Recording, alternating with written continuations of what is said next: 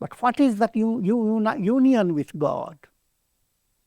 Union with God is at this stage, it is a figurative language.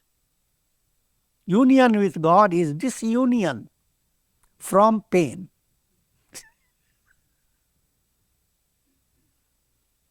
Because you get united to something that is other than you.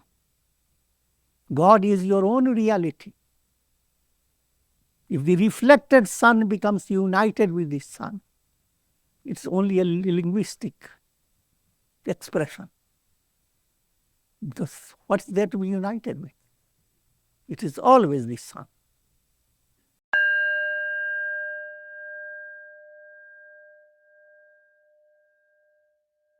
Om Vasudeva Sutam Devam Kansa Chanura Mardanam Devaki Paramanandam Krishnam Vande Jagadgurum. Om. Adorations to Lord Krishna, the preceptor of the universe, destroyer of the forces of darkness, and bestower of immortality. Srimad Bhagavad Gita, in chapter 6, known as Adhyatma Yoga, Yoga of Meditation, verse number 22. Yab labdva chaparam labham manyate nadhikam tata yasmin sthito na dukhena guruna pi vichalyate. Having attained this state,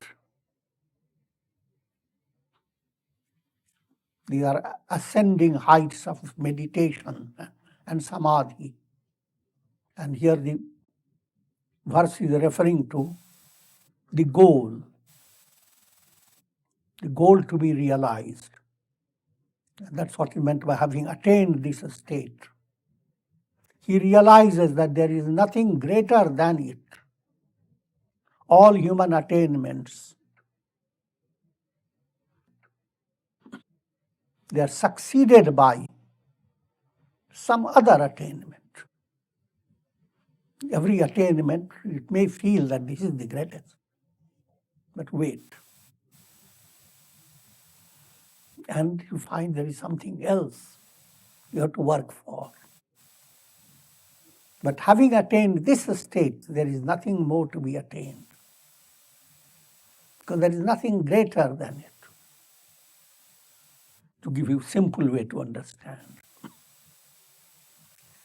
The role of the soul is like the role of a reflected sun in a world of variations of illumination. All illuminations come from the sun. And there is a special presence of the sun in a jar, or wherever there is sun reflects with clarity. Soul in every individual is that reflected sun. And it has the innate urge to discover, to realize, I am the sun. Until it realizes it, it moves from part to part. Or even in a single part, it goes into so many turmoils. It cooks up.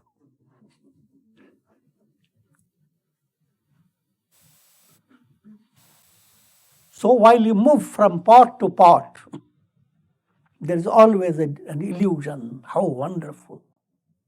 Situations have changed, circumstances have changed. If you use a bigger imagination, you change from one body, you move to another body. And this continues. When will it end? There is no end. Because as long as you are aware of time, two things become real, beginning and end. But when you transcend the time, there is neither beginning nor end. And you have very simple illustration. When you get into deep sleep, while in deep sleep, you have absolutely no awareness. When did you go to sleep? And when will the sleep end? Because temporarily you have transcended time. When the reflected sun comes to realize, I am the sun, that realization is not, while I'm giving you example, it is, you see the reflected sun, you see up the sun, and you can imagine if you shake the water off, the reflected sun is merged with the sun. But this is a parable, this is a kind of simile. You cannot shake yourself up. The subtle process of yoga has to enter your personality, integral yoga, with a focus on removing mala, vikshepa, and avarana. Mala, gross impurities that limit your mind. In the practical world, mala plays a great role. And then the vikshepa is based upon subtle desires of the unconscious, known as vasanas. So not only you are working against malas, as you want to change your personality, enrich yourself. First focus is how to remove malas. In simple way to understand, how not to be dominated by anger, greed, hate, or any negative quality that makes you degraded even in your own eyes. How to be free of that. That should enter one's heart. And if that is entering, the idea, the desire, the sankalpa to remove mala, then you have taken a firm step towards spiritual advancement.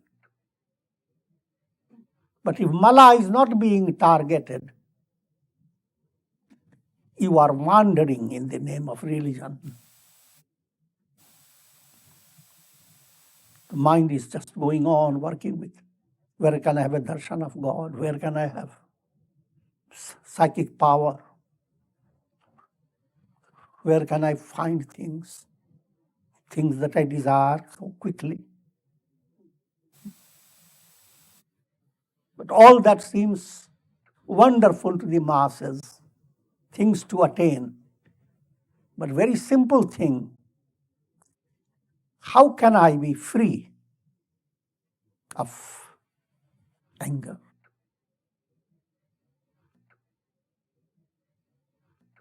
Conceit, pride, perverted desires. These points should become important.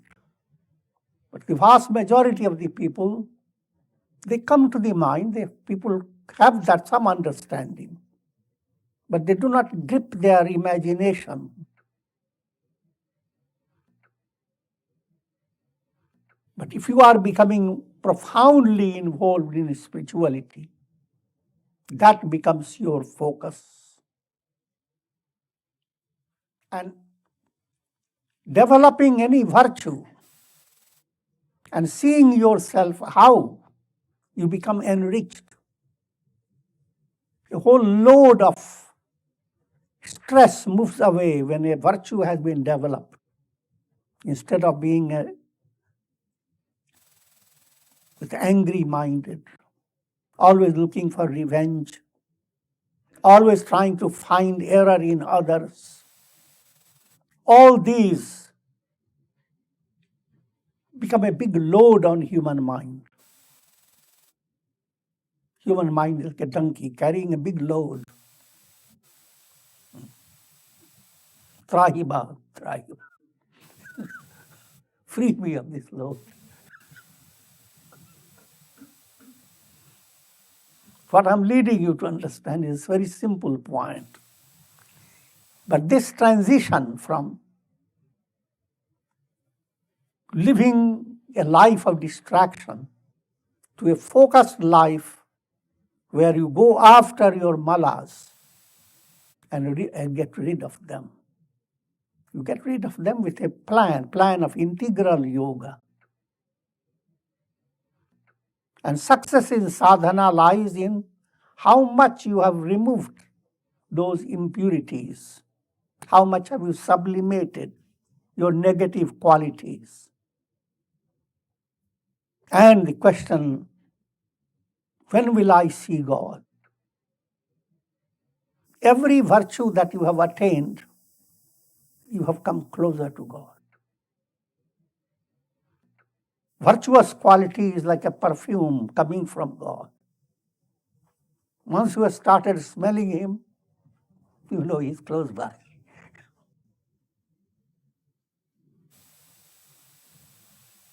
The end result, the goal,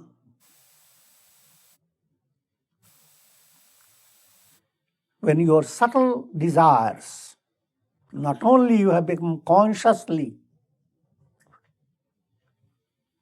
observer of virtuous qualities, but even your subconscious level, positivity, a transparency has occurred. And that automatically goes on occurring. You don't work for that. Yes, you do work as you are doing sadhana, you know, your japa, your satsanga, all the good things you do, they go on impacting your subconscious and unconscious. But you do not have a direct account with your subconscious. You can't sit back and open the diary. So if mala has been removed or being removed, and vasana has become purified, now ignorance is only a veil of darkness. That veil has no reality. The soul within you that has been, as I have described, like a reflected sun, now it is perfectly in tune. I am the sun.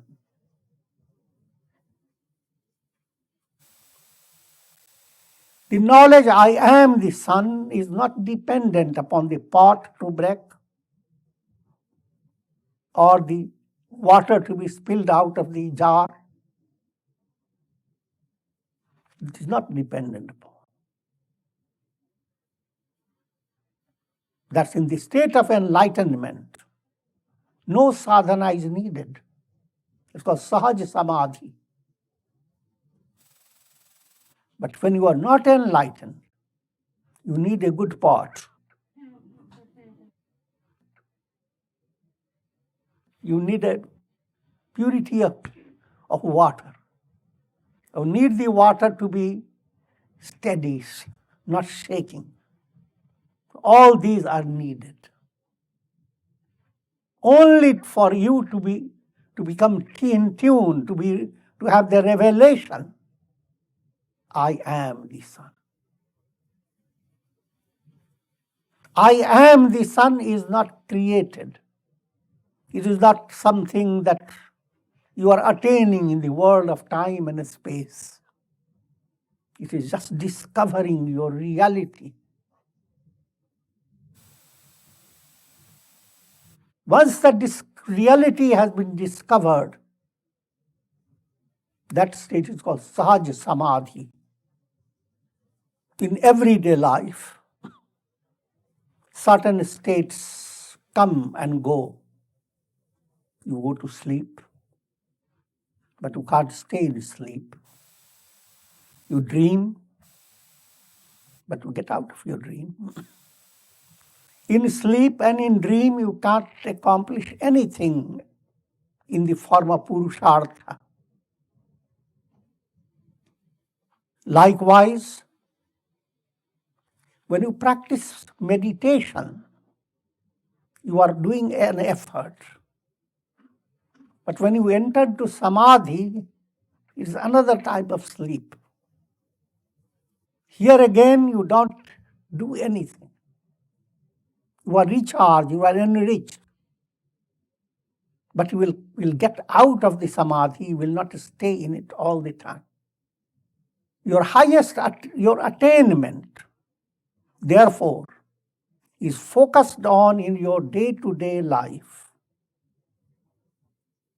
Your attainment is realized not in your sleep, not in your dream, not even in your Samadhi, but in a day-to-day life. And that type of Samadhi which does not require your body to become steady, that's a perpetual awareness, that was Sahaja Samadhi. This state is called Sthiti.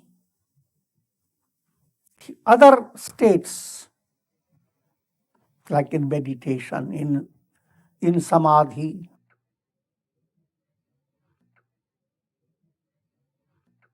you are not established there. You will be there and then you will get out of it. So that is not Sthiti. That's Avastha. There's difference between Avastha and Sthiti. And it is this Sthiti that is gained by your spiritual sadhana, by the practice of integral yoga. And having attained it, attained term is simply having realized your essential nature. What do you get by having realized? You are not shaken anymore. Otherwise, you are always being shaken. Even when confronted with the heaviest of sorrow,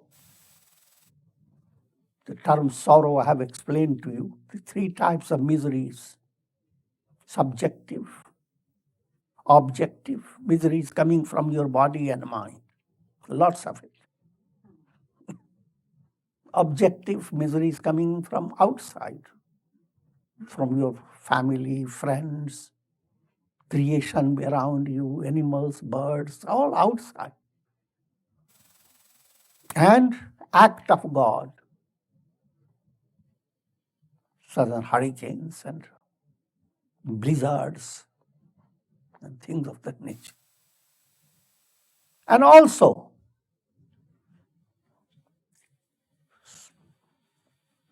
sorrow relates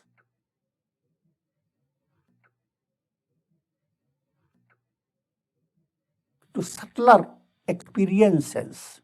For example, you have been practicing meditation, sadhana for some time, and suddenly you realize that you have not gained anything.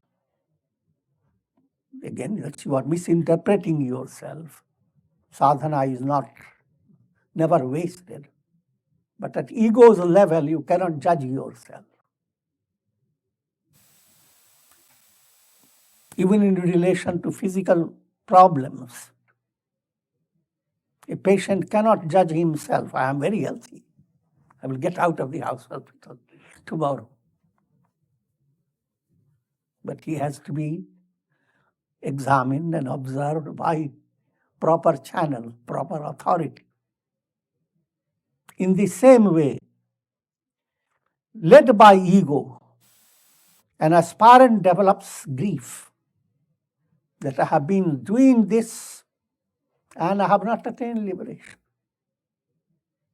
Will I attain liberation in the next birth? Will it take 10 births? What will happen if I became a lion, a deer? I'm just trying to give you a lot of details. But the sorrow of different types. Mind is vulnerable to sorrow. All these sorrows will come. The wind will blow. The tree will be shaken. But the tree has big roots. All the shaking of the tree simply makes the root feel joyous. Saj Samadhi is similar. Samaj Samadhi is you have become, you have gripped the truth at the root. The root is for the reflected sun, the root means the sun. You have gripped the truth, I am that. Now, no matter how things may happen in your body, in your situation, in your circumstances, when those things happen, you are going to be shaken. Liberation is not judged on the basis of your external setup.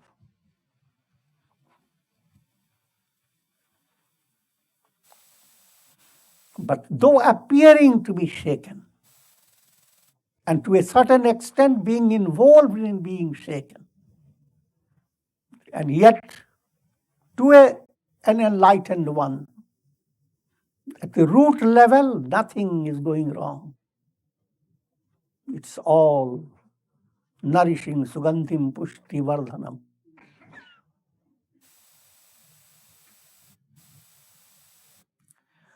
Tab vidyad dukkha sanyoga vyogam yoga sangitam sarnishchayena yogtabhyo yogo nirvinna chetasa.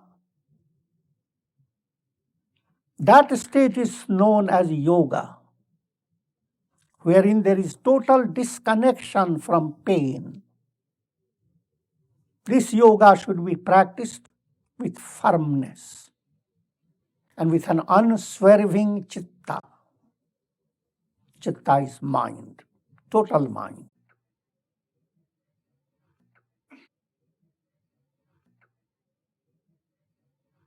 As long as there is slightest connection with pain, you have not attained the yoga, the goal of yoga. Yoga literally meaning union. You have not, and in a very simple way it implies you are practicing sadhana, spiritual practice, for being united with God. But what is that union with God? Union with God is, at this stage, it is a figurative language. Union with God is disunion from pain.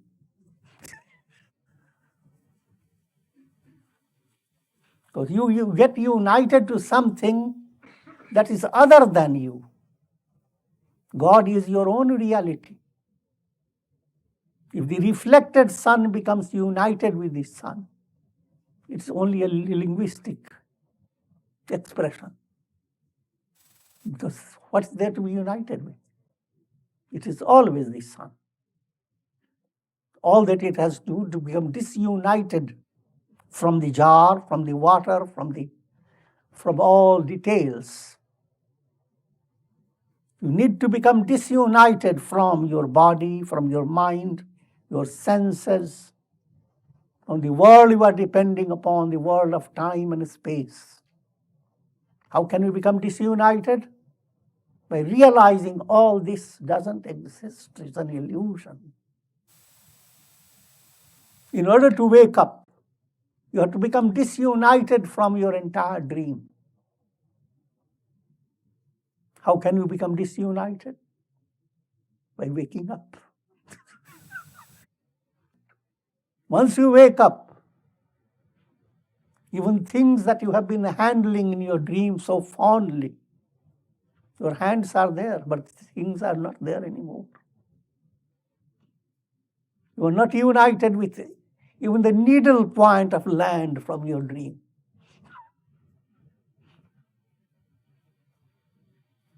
And that applies also in the deepest level of your reality. The entire universe has nothing to give to you. Don't hold on even to the needle point of this entire universe, not even a needle point. Because you don't have to hold on to. Because the entire universe is nothing but same Brahman through Maya. This yoga should be practiced with firmness as you develop profounder insight.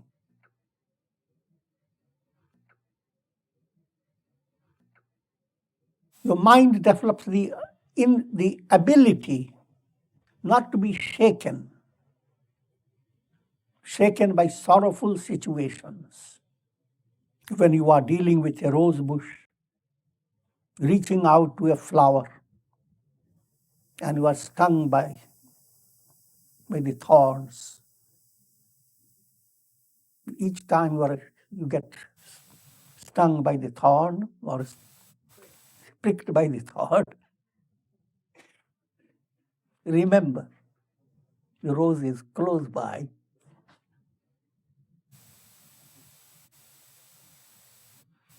Therefore, the normal expectation of mind that is seeking joy in the world, running after happiness, and then becoming frustrated when you didn't get the way you expect. Joy and sorrow continue to alternate. Mind continues to swing. Life depends upon the swing.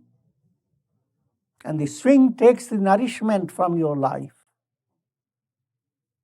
As long as swing state continues, you are not being nourished by the eternity within you, the profounder reality within your soul. The profounder reality is that you are the source of all joy. You will not depend upon happenings. Even though this point may not be very clear. Therefore, in sadhana stage, your effort has to be directed towards how to maintain balance of mind in adversity and in prosperity. In adversity, how not to become dejected, depressed. Again with certain flexibility. Become depressed. But understand it is a kind of disease, it will be scratched, and you are going to suffer from it.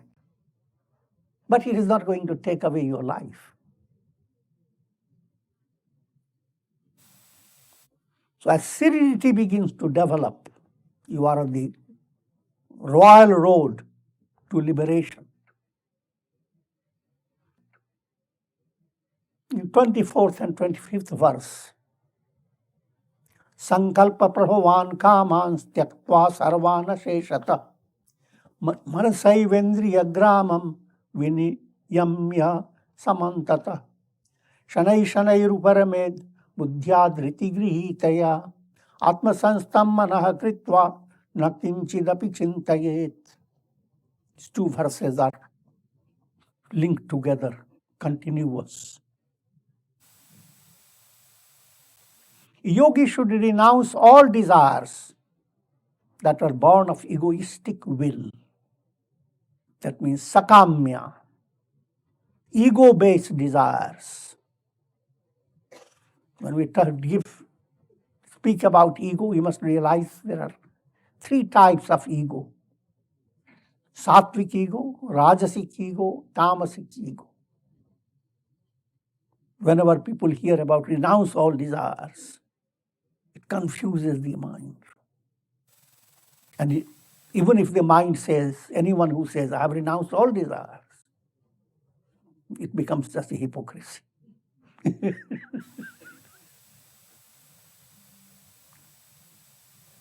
Renouncing desires relate to renouncing Rajasic and Tamasic desires. Renouncing the pressure of rajas and tamas over your mind. But as long as your vision is confined to worldly attainments, which your mind is only looking forward, threefold Eshanas. Putreshana, how to have your progeny, your family advance. Vitteshana, how can you have more and more wealth and power. Lokeshana, how can you be more and more recognized by the world. And in this project, how to reach perfection. This is the picture of Sakamya. Mind looking for perfection in these threefold illusions. All this movement is based upon Rajasic and Tamasic ego. Sattvic ego acts like Vibhishana in the Ramayana.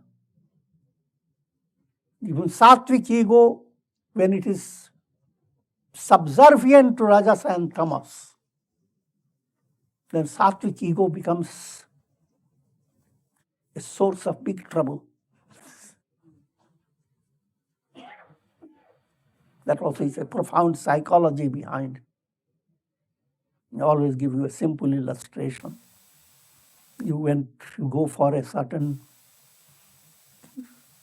adventure and you go into an island and sit by the beach. Early in the morning, the rays are coming up, the mist is lifting, and the ocean before you is shimmering, and breeze is blowing, and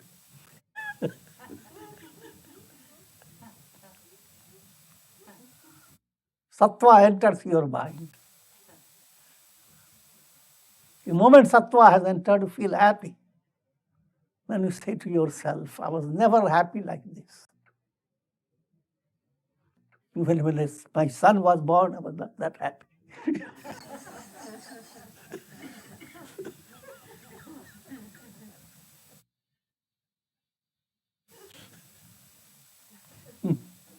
Even when I gained a lot of money, I was not that happy.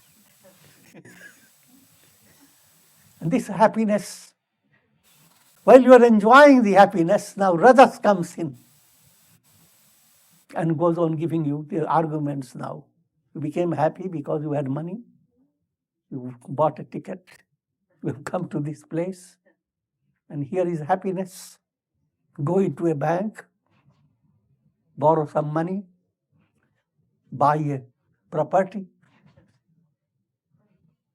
build a house, and this happiness will be yours. It will be at your doors.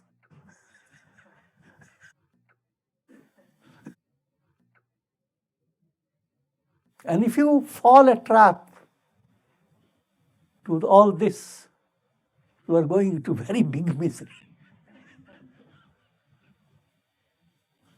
So therefore, in the project of life, spiritual life,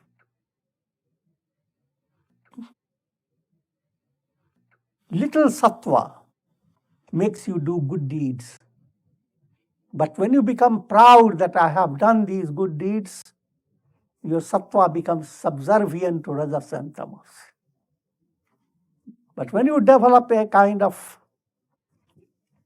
taste for increasing sattva,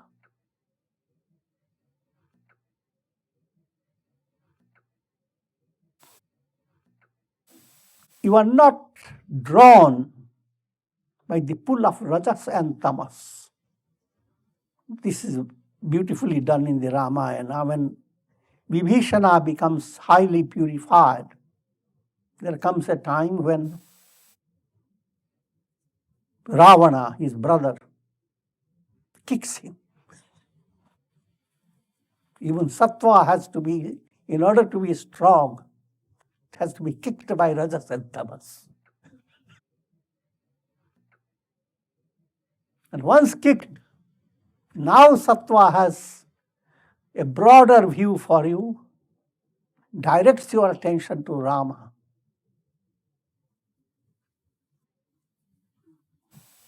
And opens the door to an internal sadhana. So all the details. The yogi should renounce all desires that are born of egoistic will. And should restrain the senses completely by using the mind. With the intellect held firm, he should gradually turn the chitta, the mind, away from objects of the world. And once he has directed it to the self, he should not think of anything else. Term is used, Dhriti grihitaya. Here I will let you gain insight into two terms, Buddhi and Dhriti. Buddhi is intellect. The intellect that has been held firmly through yoga.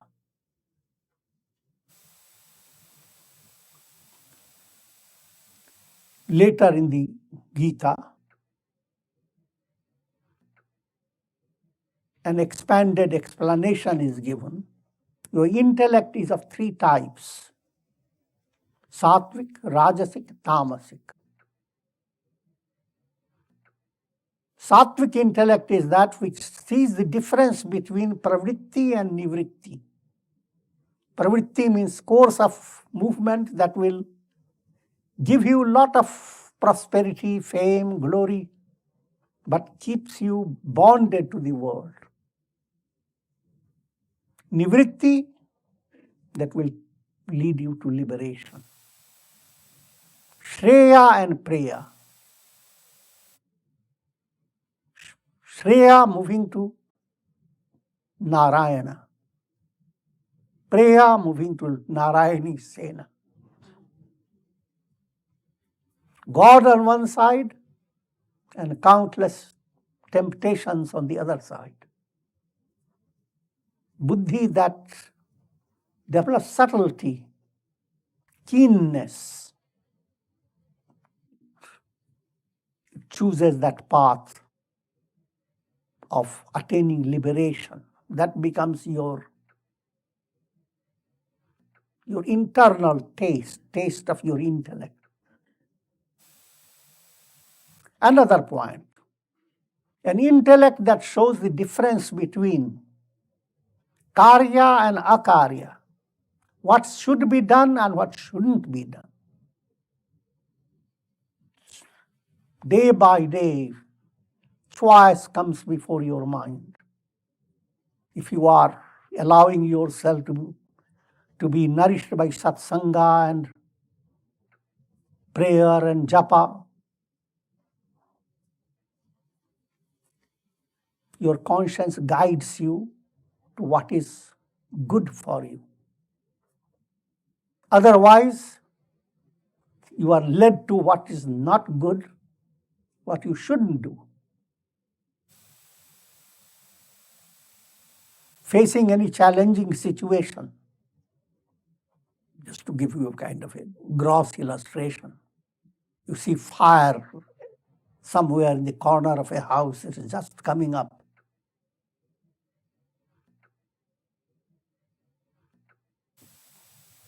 The duty at that time is for you to take proper measures.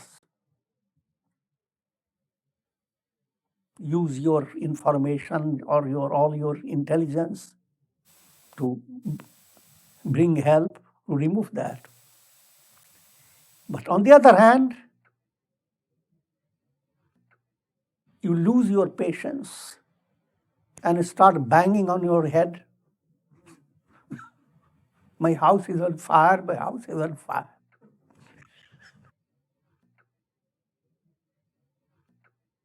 And thereby you have double problem. House has to be saved from fire, and you have to be taken to the hospital.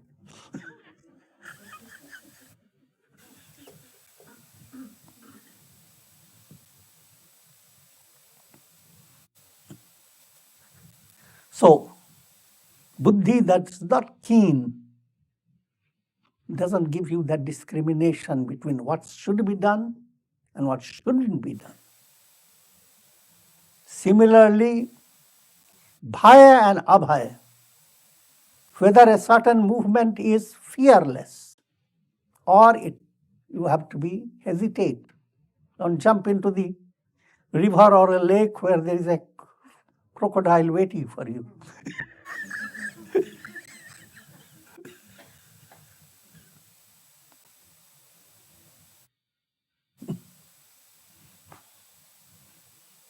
You are afraid of a place where there is no crocodile. But place where there is crocodile, you are not afraid.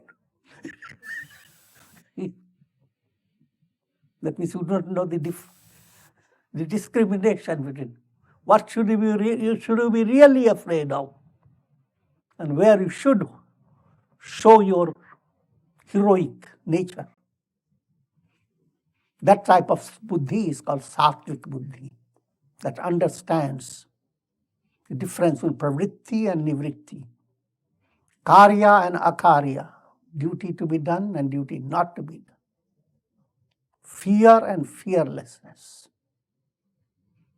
and bondage and release. But the buddhi that doesn't have all this insight, but only focused on pravritti, how to gain all the worldly experience and benefits of the world. That's rajasic. And tamasic buddhi is first figure out things that are good and then convert it into negative.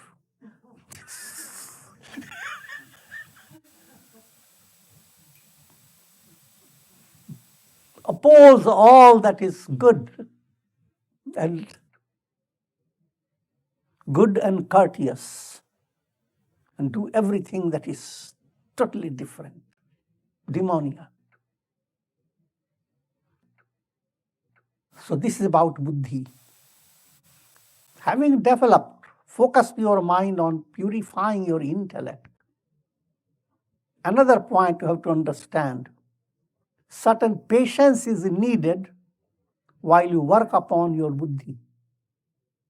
And if you develop sattvic buddhi, that buddhi takes over the project of your patience. Now, patience term itself, I'm translating that from Dhriti. Dhriti is unswerving firmness.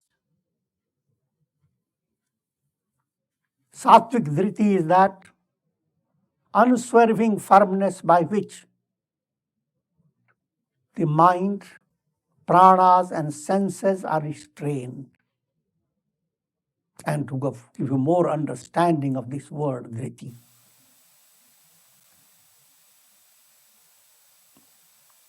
Rajasic Dhriti. In Sattvic Dhriti, your firmness is leading you to liberation. So firmness is towards all the sadhana that will help you to attain liberation.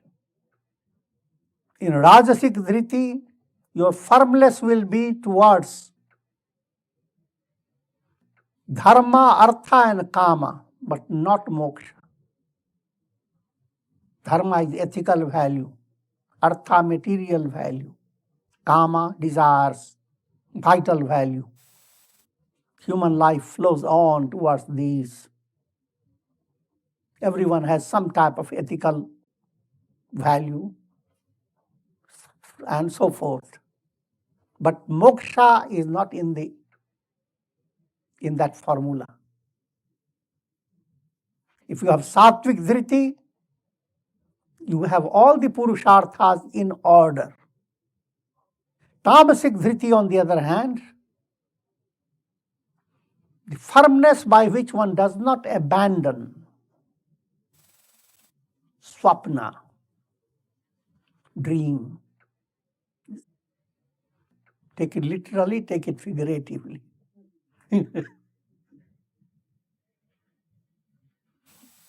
literally. Sometimes you are haunted by a dream, negative dream, and you have given so much importance to it unwittingly that though you don't even want to go to sleep because the dream will come.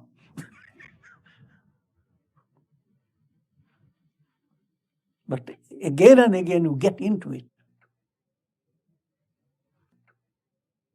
Another example of that is in a little broader perspective. Negative-minded people, if they have developed an animosity towards someone, then you are always creating in your mind a dream. When will I see the person's nose crushed?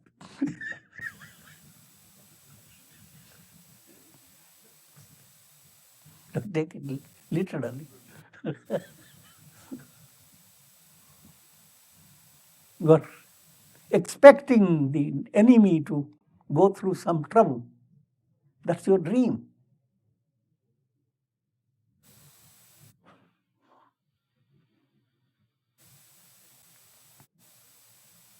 And next point that tamasic dhriti doesn't want to let go is fear. Another thing that tamasic dhriti will not let go, shok, grief. You have best possibilities to allow your mind to be free of grief by satsanga, by positive involvement in positive activities. But you prefer to stay in a corner where there are some ghastly pictures, some terrifying scenes, or look into the TV for horrible pictures. I'm just making a joke, but at the same time, that's real.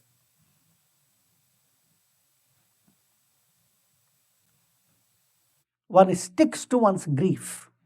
That is, stickiness requires dhriti, firmness. That firmness is tamasic. One sticks to one's despair, and that stickiness is very powerful. That's also tamasic dhriti. So you have three types of stickiness. Develop sattvic stickiness.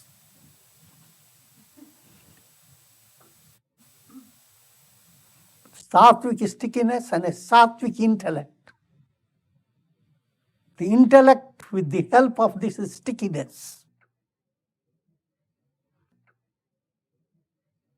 breaks through the three granthis, avidya, kama, karma. And you are led to viyoga from all miseries, separation from all miseries. You become liberated. Sattvic dhriti gives a strength to your mind, your senses, your karmendriyas, your organs of action. And this process should go on shanai, gradually. Shanai uparamed buddhya dhriti grihitaya. This one statement having so many implications. That's the style of ancient writings. Uparamed, control your mind and senses. Shanai, little by little. How?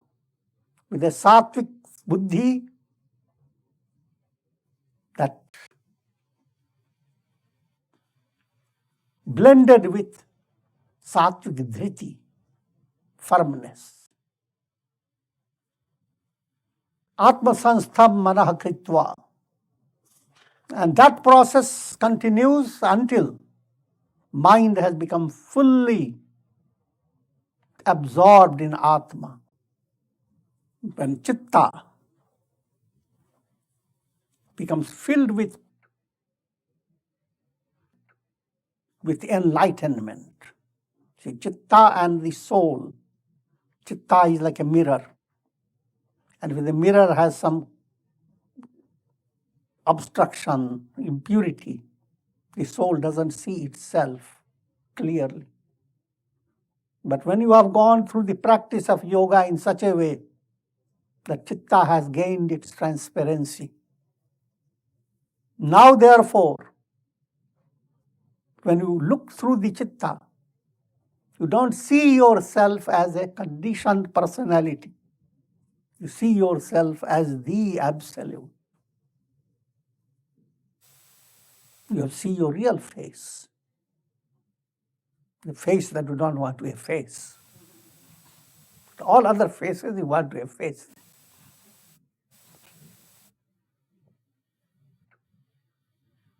Having seen your face, Atma Sanstam Manah Kritva, mind being completely purified, and now it has allowed you to be settled in the self. Nakinchidapi chintayet. Nothing is to be worried about. The entire world of Alpam dissolves. And with this I will conclude. Om Shanti, Shanti, Shanti. Om Purnamadaha Purnamidam Purnat Purnamudachyate Purnasya Purnamadaya Purnamevavashishyate. Om Shanti, Shanti, Shanti.